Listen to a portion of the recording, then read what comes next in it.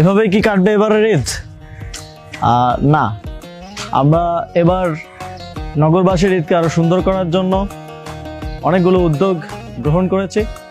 তার মধ্যে অন্যতম হচ্ছে আমরা এবার একসাথে আমাদের তিন মৈত্রী সম্মেলন কেন্দ্রের পাশের যেই মাঠ আছে সেখানে লক্ষাধিক মানুষের জন্য ঈদের জামাতের আয়োজন করা হয়েছে। একই সাথে আয়োজন করা হয়েছে আমাদের সুলতানি আমলের যেই ঐতিহ্য আর শত সহস্র বছরের যেই সংস্কৃতি, ঈদ মিছিলের একটি বর্ণাঢ্য কালারফুল একটা সুন্দর র্যালির মাধ্যমে এবার আমরা ঈদ একসাথে আয়োজন করতে চাই।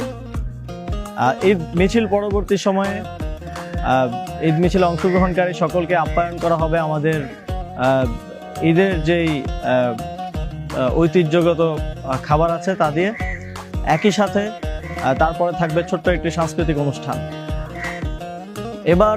এবারের ঈদে নতুন বাংলাদেশে নতুন করে সকলকে জানাই ঈদ মুবারক এবং প্রত্যাশা রাখছি আপনারা এবারের ঈদ মিছিলে অংশগ্রহণ করবেন। আমরা দেখতে পেয়েছি আমাদের আহ্বানে সাড়া দিয়ে সারা দেশে বিভিন্ন স্থানে অনেকেই স্ব-উদ্যোগে ঈদ মিছিল আয়োজন করছেন।